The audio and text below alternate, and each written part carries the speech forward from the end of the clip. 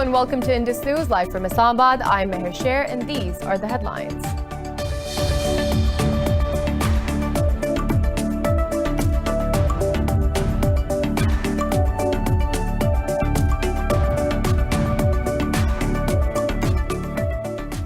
The Pakistan Army says it is ready to give a befitting response to any Indian aggression, just like it did in February last year after the Pulwama attack in Kashmir. In a media briefing, the Director General of Military's Media Wing, Major General Babar Iftikhar, said the entire world acknowledged Pakistan's victory over India after it shot down 2 Indian warplanes and captured a pilot. He added that Indian Wing Commander Abhinandan Vardhaman was released as a gesture of peace and under Geneva Conventions.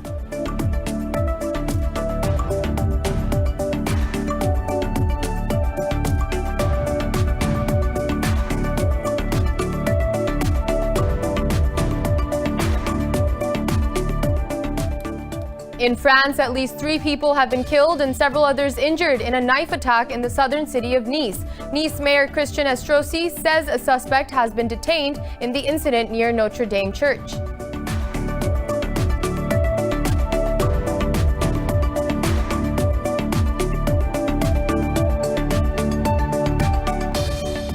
In Afghanistan, at least 8 prisoners have been killed in a prison riot in western Herat province. Officials say 12 others were injured, but the situation is now under control. The Taliban spokesperson says the riot ensued after police started abusing the prisoners during shifting.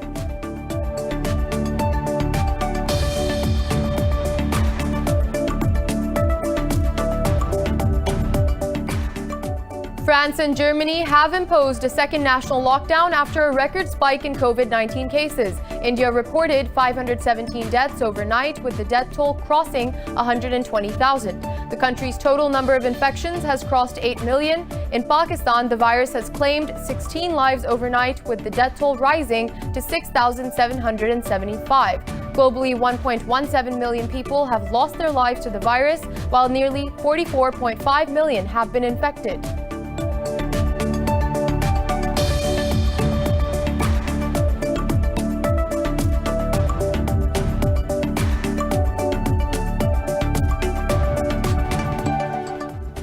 Well, those were the headlines. More news in detail after a short break. Stay with us.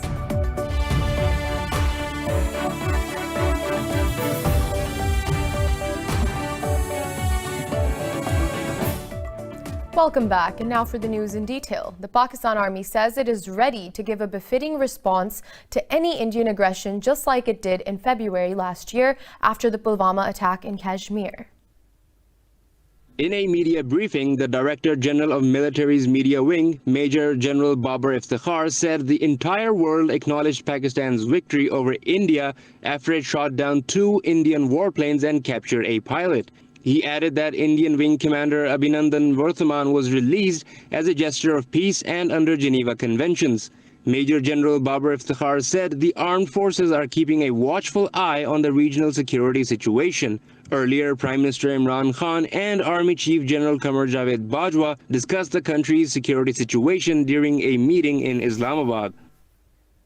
Pakistan has strongly condemned the republication of blasphemous caricatures by a satirical magazine in France. In the weekly press briefing, Foreign Office spokesperson Zeta Chaudhry said Pakistan is alarmed at the highly disturbing statements by certain politicians justifying such heinous acts under the garb of freedom of expression. Chaudhry said equating Islam with terrorism for narrow electoral and political gains is condemnable. Commenting on the recent provocative statements by Indian National Security Advisor, the spokesperson said Ajit Doval has implied organizing attacks inside neighboring countries. He said India is trying to stoke terrorism in its neighboring countries. The spokesperson urged the international community to take notice of these irresponsible and bellicose remarks by the Indian leadership. In France, 3 people have been killed and several injured in a knife attack in the southern city of Nice. Police say victims include a woman who was decapitated at a church. Nice Mayor Christian Estrosi says the suspect has been detained. In a tweet, he urged people of Nice to avoid the area to let the police and emergency services do their work. French anti-terrorist prosecutors department says it has been asked to probe the attack. President Emmanuel Macron is attending an urgent crisis meeting fighting at the Interior Ministry. Meanwhile, French lawmakers observed a minute of silence for the victims. This comes as France reels from the beheading of a school teacher in Paris by a man of Chechen origin. And in Afghanistan, at least 8 prisoners have been killed in a riot in a facility in western Herat province. Officials say 12 others were injured, but the situation is now under control. They say the injured prisoners have been taken to the hospital. The Afghan government says the unrest ensued as police began clearing some partitions created by prisoners in a block. But a Taliban spokesperson disputed the account, saying the riot began after police started abusing prisoners during shifting. The EU has called for new peace talks between Azerbaijan and Armenia over the Nagorno-Karabakh conflict. European Commission External Affairs spokesperson Peter Stano says the escalation in fighting is unacceptable. In a statement, he urged both sides to immediately return to substantive talks on a peaceful settlement. Stano added, despite 3 ceasefire agreements, civilians are being targeted. Meanwhile, Azerbaijan says 90 civilians have been killed with over 380 injured in Armenian shelling so far. Azeri Defense Ministry said Armenian forces targeted civilians in the areas of Akhjabadi, Barda, Goranboy, and Tartar with heavy artillery and missiles. Moving on, the U.S. has ruled out talks over a technical solution of Turkey's procurement of Russian S-400 missile defense system. U.S. Assistant Secretary of State for Military and Political Affairs Clark Cooper says Turkey will have to abandon its plans of operationalizing S-400 if it wants the 5th-generation NATO F-35 jets. Addressing a virtual event, he said the U.S. has given multiple options to Turkey to meet the requirements to ensure their air defense. And Palestinian President Mahmoud Abbas has called on the UN to hold urgent talks for an international peace conference. In a letter to UN Secretary General Antonio Guterres, Abbas urged him to coordinate with the Quartet on the Middle East. Abbas said the conference will help pave the way for a serious peace process based on international law. He said the conference should put an end to Israel's occupation and help Palestinians achieve their freedom. Earlier, the UN Security Council convened a virtual open debate on current developments in the Middle East. And now the Saudi-led coalition in Yemen says it has destroyed 6 drones launched by the Houthi rebels. Coalition spokesman Turki al-Maliki said the explosives-laden drones targeted Saudi civilian facilities. He said the coalition forces are taking steps to ensure people remain safe from rebel attacks. This comes just a day after the coalition destroyed 3 ballistic missiles fired towards Saudi cities of Jazan, Najran, and Khamis Mushayt. Moving on, Venezuela's President Nicolas Maduro has accused Spain of helping an opposition member, Leopoldo López, flee the country. In a press conference, Maduro said the Spanish ambassador to Venezuela, Jesus Silva, will be expelled over his involvement in the affair. López, who fled to Spain on Sunday, stayed at Silva's residence after escaping from house arrest. Meanwhile, Maduro revealed that Venezuela's Amuay oil refinery was targeted by a powerful weapon in a terrorist attack. He added Venezuela has gasoline reserves equivalent to 20 days of consumption.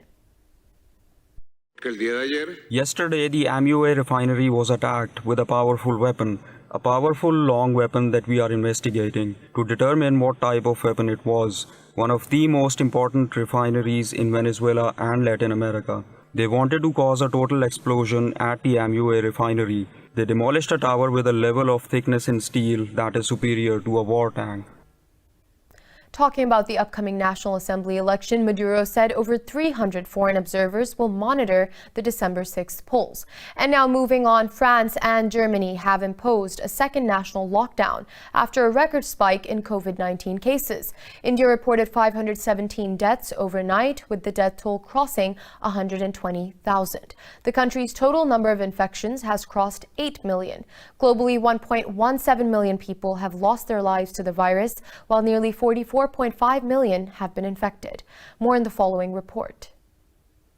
The surging cases in the second wave of COVID-19 pandemic have wiped out months of gains. Europe and the United States are particularly being battered by the second coming of the virus. A new wave of curbs has swept through Europe, resembling the blanket lockdowns earlier in spring. France, Italy, Germany, Poland, and many other European nations have been registering record daily cases. While the only hope out of this whirlpool is a cure, the delivery of potential vaccines is likely only from April next year. In best case scenarios, we could see monthly deliveries of about 20 to 15 million doses of vaccines. The moment the first companies start to signal that they are on the road, the big numbers of supplies are due to start in April. Over in Asia, too, India's top laboratories say their trials of Russian Sputnik V vaccine are expected to be concluded only by March 2021. China and South Korea, two countries that handled the virus best, are also witnessing a spike in new COVID-19 cases. Meanwhile, the pandemic is now hitting Russia's far-off regions as the country sends army doctors to fight the virus in the Ural Mountains. We're not talking about the second wave of the pandemic, but as we have discussed just this morning, some regions are facing the first wave now, according to experts. We have to monitor the situation closely and react in time and efficiently. In Latin America, Mexico has surpassed 90,000 confirmed deaths just a day after it crossed 900,000 infections. And moving on, Pakistan has registered 16 more deaths from COVID-19 overnight, pushing the toll to 6,775.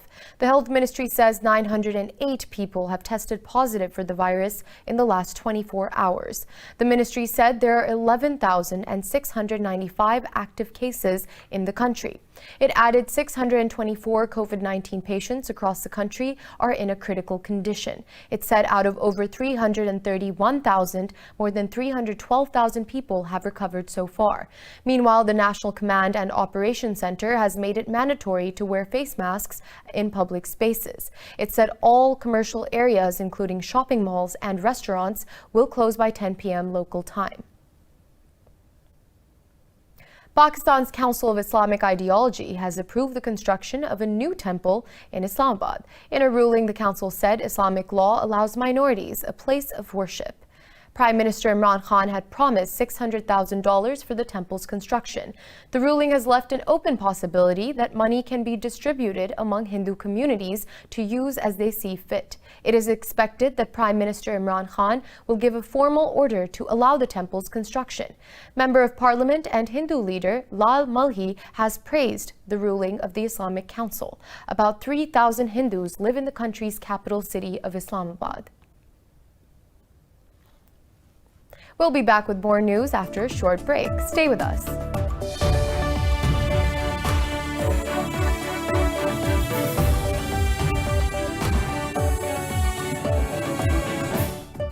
The U.S. state of Pennsylvania has imposed a nighttime curfew in Philadelphia to contain the ongoing civil unrest. In a statement, Pennsylvania Governor Tom Wolf said he has mobilized state National Guard troops to assist law enforcement. In a statement, the city managing director's office said police made 172 arrests over 2 nights. It added among these protesters are charged with assaulting police officers. The statement read 53 police officers were injured during the clashes with protesters.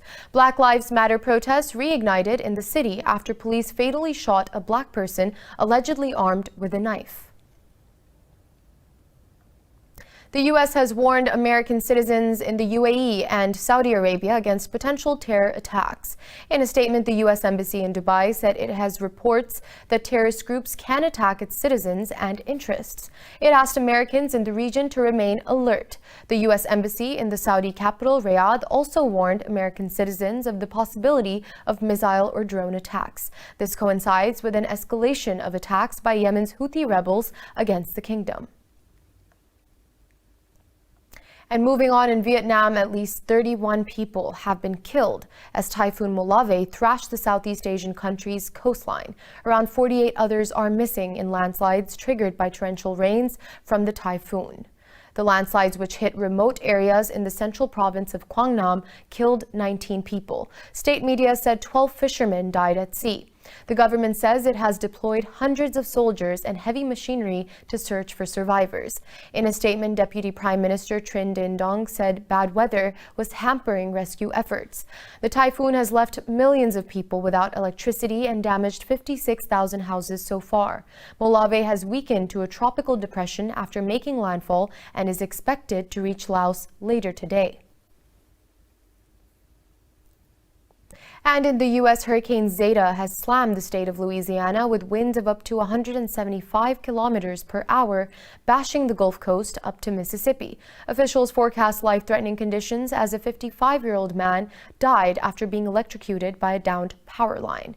The storm left 875,000 customers without electricity in Louisiana, Mississippi, and Alabama. U.S. National Hurricane Center says Zeta's winds made it a strong Category 2 storm. It said rain of 2 to 4 inches is expected from the Gulf Coast to the central Appalachians. Louisiana's Governor John Bel Edwards has urged residents to take shelter, promising immediate rescue and recovery aid. The Trump administration has declared an emergency, providing additional federal resources to Louisiana. And in Warsaw, thousands took to streets for the 7th day against a court ruling that further limits Poland's abortion laws. Police warned demonstrators not to target churches again after some services were disrupted and buildings defaced in an earlier protest. After marching through the center of the Polish capital, protesters stopped outside the parliament. Last week, the top court ruled that abortion due to fetal abnormalities was not permissible under the constitution. Demonstrators blamed the nationalist government of Prime Minister Mateusz Morawiecki for the verdict. More protests are planned across Poland later this week. Moving on, Peru has reported its first case of diphtheria in over 20 years amid an alarmingly low vaccination rate due to COVID-19. Public Health Vice Minister Luis Suarez said a 5-year-old girl living in the capital Lima was diagnosed with the respiratory infection. Suarez said she was stable and being monitored closely by doctors. He said health authorities had issued just 40% of their planned diphtheria and tetanus vaccinations so far. The government has issued a national epidemiological alert to detect another potential case, bolster vaccinations, and curb any potential wider outbreak. And in Yemen, conflicts, climate change, and the weak economic growth are leaving more people without enough to eat. The coronavirus pandemic has contributed to make the situation even worse. More in the following report. The United Nations warns nearly 100,000 children are at risk of dying in Yemen due to malnutrition that has increased about 10% in 2020. The country is approaching a dire food security crisis. The UN observes that cases of children with severe acute malnutrition are rising at alarming rates. We are receiving many malnutrition patients and seeing many deaths caused by the poor economic conditions and the inability of parents to come to the hospitals because of the economic conditions.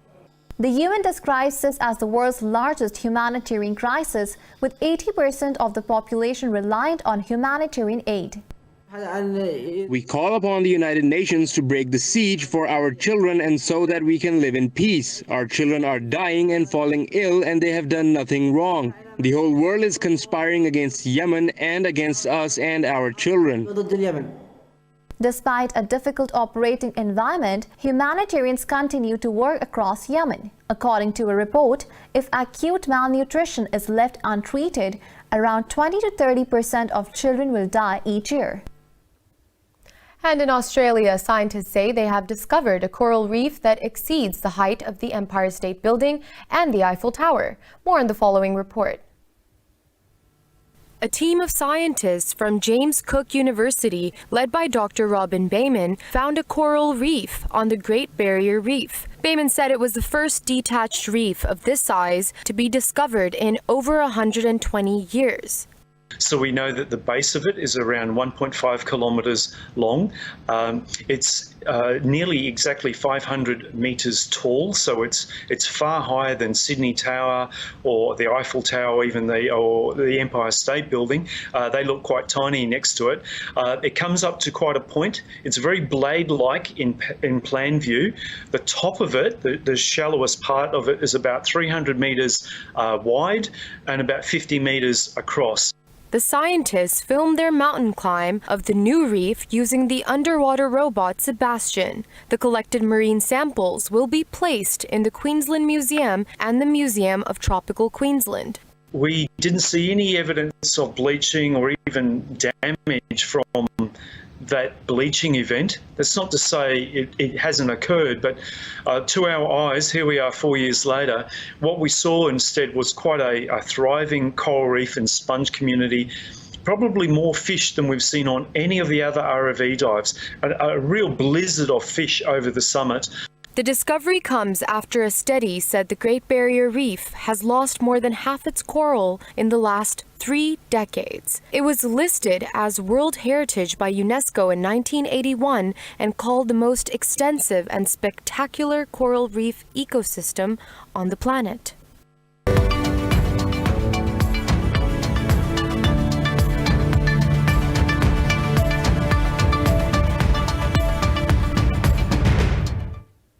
On to business. European markets have edged up in anticipation of the European Central Bank's latest monetary policy decision.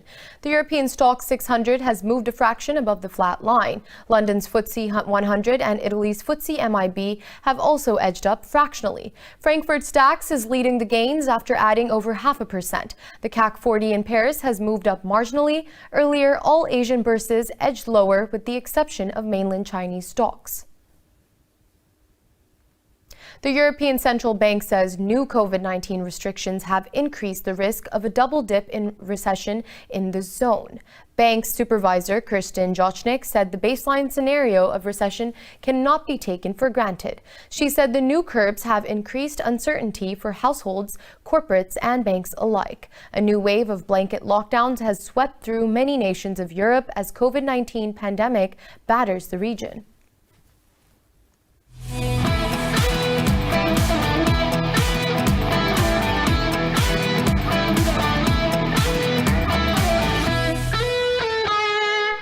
And in football, Marcus Rashford's hat-trick has helped Manchester United crush RB Leipzig 5-0 in their Champions League encounter. Rashford netted 3 goals in 16 minutes. Teenage forward Mason Greenwood opened the scoring for United in the 21st minute. Rashford capitalized on United's lead, making it 2-0 in the 74th minute. He moved on to score United's 3rd goal, followed by Anthony Martial, who added the 4th from the penalty spot. United are at the top of the group with 6 points, followed by PSG and Leipzig with 3 each. And world 100-meter champion Christian Coleman has been banned for 2 years after missing 3 drug tests. Suspended from 14th of May 2020, the American sprinter will miss the postponed Tokyo Olympics next year.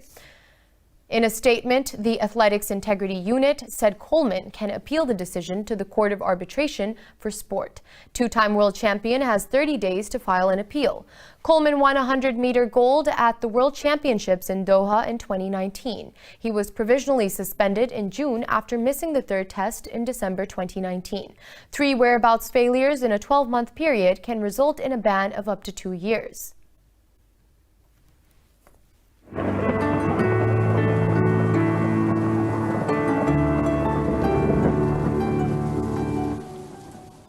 And now it's time to take a look at the latest weather updates from around the world.